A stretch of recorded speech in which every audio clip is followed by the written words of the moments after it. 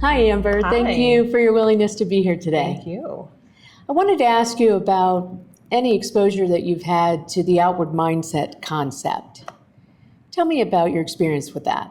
Okay, so I haven't had any actually formal training, and the first real, official introduction was when we had convocation and I was introduced, and I was just so fascinated by it. I teach communication here at the college, and just as they were going through the different concepts and we did the exercises and stuff like that, I was really struck by the different,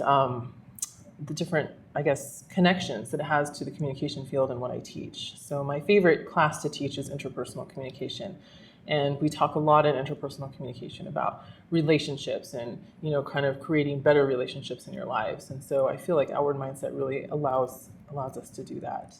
Exactly. I mean, that is the premise behind the outward mindset, right? Yes. Is to think differently about how we relate to one another in order to have better relationships and ultimately improve the experience for our students. Right. So tell me, how have you applied the outward mindset concept or what you know about that to your personal or professional life? So professionally, obviously, I teach the course. And so we do a lot of things in the course that help students to become, I think, better people. And that's one thing I tell my students when they walk in the first day, that of course we're going to go through the book and talk about things, and they're going to learn all these terms and things like that. But what's really important to me and what I tell them is that I want them to leave the class better people.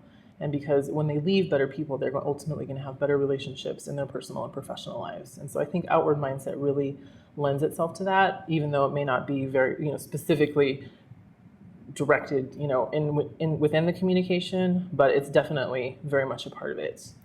So it was, as I said, it was really great to kind of see that applied on a larger scale and not just in a communication class. One example, in our class, we talk about reframing situations. So in conflict, we talk about, when you get into this moment where you're really kind of high emotions and, everything's just kind of tense and angsty. I always, talk to students about taking a deep breath and stepping back and thinking about the other person and where they're coming from and what their background might be with the situation. And so I think outward mindset really applies to that.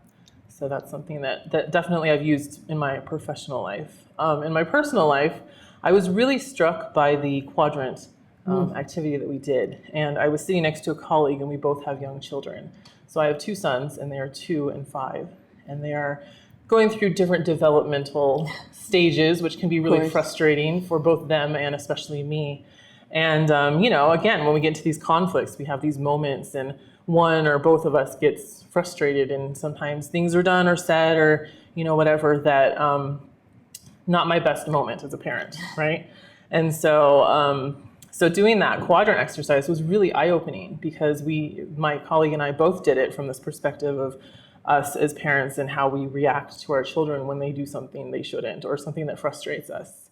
And then to see that, how we come across as, maybe not being very nice or not being, or being a scary person or whatever, that was really, really kind of like shocking to me that, you kind of goes through your mind, but not in the moment. And so when you have that time to kind of reflect on it, I think it's really important to say, oh, maybe I do need to change my behavior to kind of be more inclusive and understanding that, just because you act this way doesn't mean that you're a bad person, so I shouldn't be a bad person back.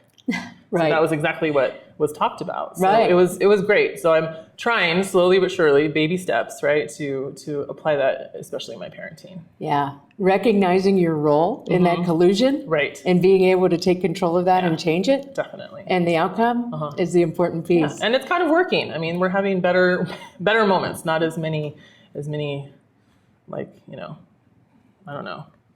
collusion moments, I guess. Yeah, collusion moments. Collusion moments with a 2-year-old. Well, thank you, Amber, for sharing how you've applied the outward mindset. Yes. Thank you for having me. You're welcome.